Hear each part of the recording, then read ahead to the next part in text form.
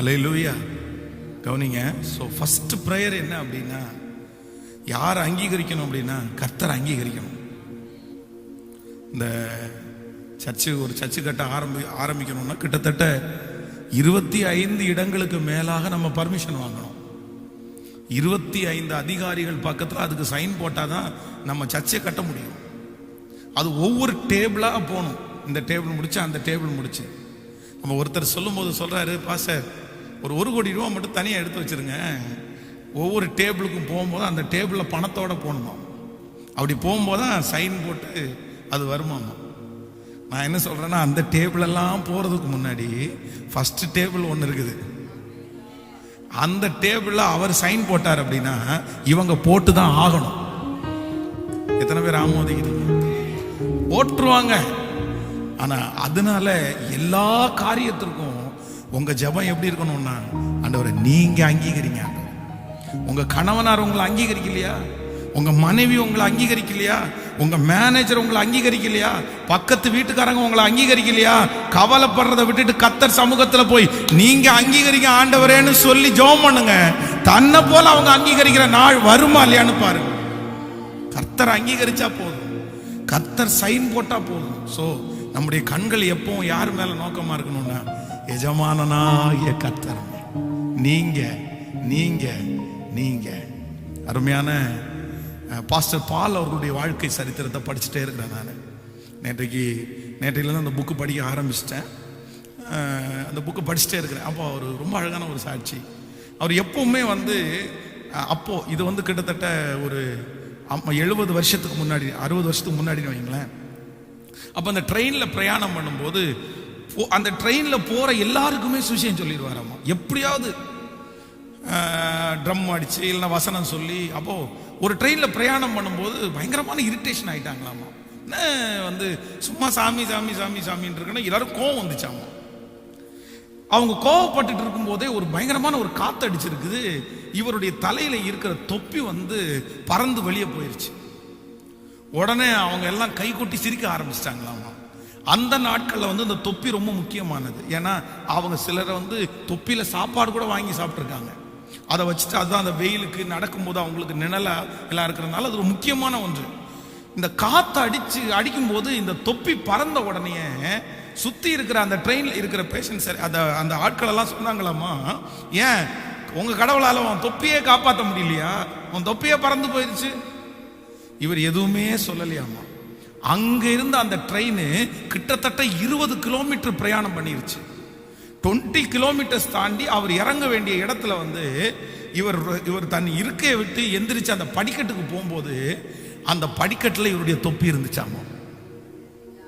20 kilometres, 20 kilometre தாண்டி பறந்து போன தொப்பி அந்த படிக்கட்டுல எடுத்து தூக்கி தலையில வச்சதுக்கு அப்புறம் சுத்தி இருக்கிற அத்தனை பேரும் உங்க ஆண்டவர் பெரியவர் ஏன்னாங்க. நடந்த சம்பவம் இது.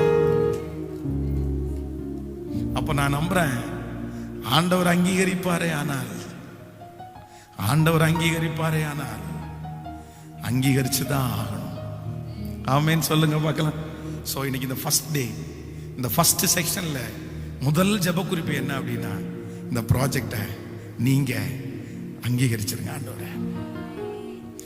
எங்க திருச்சபைக்காக அந்த இடம் வாங்குறத நீங்க அங்கீகரிச்சிருங்க ஆண்டவரே. நீங்க அங்கீகரிச்சு என் வாழ்க்கைய நீங்க அங்கீகரிச்சிருங்க ஆண்டவரே. இந்த ஊழியத்தை நீங்க அங்கீகரிச்சிருங்க ஆண்டவரே. கவர்மெண்ட் அங்கீகரிக்கிறதுக்கு முன்னாடி நீங்க அங்கீகரிச்சிருங்க ஆண்டவரே. நீங்க அங்கீகரிச்சிருங்க ஆண்டவரே. ஹல்லேலூயா. இந்த நம்முடைய அந்த 7ஆம் நம்பர் போலீஸ் ஸ்டேஷனுக்கு ஒரு நாள் போனேன். அந்த போலீஸ் ஸ்டேஷனுக்குள்ள ரத்னபுரியினுடைய ஃபுல் பெரிய வரைபடம் ஒன்று போட்டிருந்தாங்க. அந்த வரைபடத்தை ஒன்னொன்னா பார்த்துட்டு இருக்கும்போது அந்த ஒவ்வொரு இடத்துலையும் ஒவ்வொன்றை இண்டிகேட் பண்ணியிருந்தாங்க. இந்த இடத்துல கோயில் இருக்கு, இந்த இடத்துல ஸ்கூல் இருக்குது அப்படின்னு சொல்லிட்டே இருந்தாங்க. அப்போ நான் தேடிட்டே இருந்தேன். நமக்கு அப்படி தானே தேடுவோம். சர்ச்செல்லாம் இருக்கு, அந்த கிராஸ் போட்டிருக்க இடம் சர்ச். அந்த வரைபடத்தில் கிராஸ் போட்டிருக்க இடம் எல்லாம் தேடி பார்க்குறேன். ரத்னபுரியில் நம்ம சர்ச்சை கண்டுபிடிக்கவே முடியல, நம்ம சர்ச்சே இல்லை. உடனே அவங்கள பார்த்து ஒரு சாரை பார்த்துக்கிறேன், சார் இந்த வரைபடத்தில் எல்லா சர்ச்சினுடைய லிஸ்ட்டும் வராதா அப்படின்னு கேட்டேன். உடனே அவர் சொன்னாரு, கவர்மெண்ட்ல ப்ராப்பரா யாரை உள்ள வச்சிருக்கிறாங்களோ அவங்களுடைய ஸ்கெட்ச் மட்டும்தான் எங்களுக்கு கொடுப்பாங்க. உங்க சர்ச்சு ஒருவேளை கவர்மெண்ட்னால இன்னும் அங்கீகரிக்கப்படாம இருக்கும் அப்படின்னு சொன்னாரு. அப்பதான் நான் நம்புறேன், ஓ அப்படியா அப்படின்னு. ஆனா நான் நம்புறேன், உலகம் அங்கீகரிக்கிறதோ இல்லையோ, கவர்மெண்ட் அங்கீகரிக்கிறதோ இல்லையோ, பரலோக கவர்மெண்ட் அங்கீகரிச்சிச்சுன்னா நான் சொல்றேன், அவர்கள் அங்கீகரிக்கிற நாள் வரும். ஆமென் சொல்லுங்க பார்க்கலாம். கையை மேல உயர்த்தி நீங்க அங்கீகரிச்சிருங்க. ஆண்டவரே சத்தமா எல்லாம் கமான், சத்தமா சொல்லுங்க. 2 கைகளை மேல உயர்த்தி. திருச்சபைக்காக யார் அழுகிறீங்க? இந்த ஊழியத்திற்காக யார் அழ போறீங்க? திறப்புல நிற்போம். ஆண்டவரே நீர் அங்கீகரியும், இந்த ப்ராஜெக்ட நீர் அங்கீகரியும், இந்த வேலையை நீங்க அங்கீகரியும், இந்த ஆலய கட்டுமான பணியை நீர் அங்கீகரியும், இந்த இடம் வாங்குற காரியத்தை நீர் அங்கீகரியும், எங்களுடைய ஊழியத்தை நீர் அங்கீகரியும், எங்களுடைய ஊழியக்காரனை நீர் அங்கீகரியும், எங்கள் ஜனங்களை நீர் அங்கீகரியும். உங்க கையில் இருக்கிற அங்கீகாரம் எங்களுக்கு கிடைக்கட்டும் ஆண்டவரே, கிடைக்கட்டும். ஹalleluya. இந்த பலன் நிச்சயமாய் என் பலன் அல்ல. சொல்லுங்களா பார்க்கலாம். இந்த பலன் நிச்சயமாய் என் பலன் அல்ல. இந்த காரியங்கள் நிச்சயமா என்னாலே சாத்தியமல்ல. இந்த காரியங்கள் நிச்சயமா என்னாலே சாத்தியமல்ல. இந்த பலன் நிச்சயமாய் என் பலன் அல்ல. இப்ப அவரை பார்த்து சொல்லுங்க, என் பலவீனம் அதிகம், என் குறைவுகளோ ஏராளம். என் பலவீனம் அதிகம், என் குறைவுகளோ ஏராளம். ஓ என் பலவீனத்தில் உம் கிருபை பூரணமாய் விளங்குது, சுகவீனத்தில் உம் கிருபை தாராளமாய் விளங்குது. இப்ப கைய மேல உயர்த்தி, என் தேவனே சத்தமா, எஸ் அப்படிதான், என் தேவனே. திரும்ப சொல்லுங்க பார்க்கலாம். என் தேவன் ராஜா ராஜா ராஜா ராஜா ராஜா ராஜா ராஜா ராஜா. எஸ் எஸ் சொல்லிக்கொண்டே, என் தேவனே, என் தேவனே, என் தேவனே. இந்த பல நிச்சயமாய், ஓ இந்த பல நிச்சயமா என் பலன் அல்ல.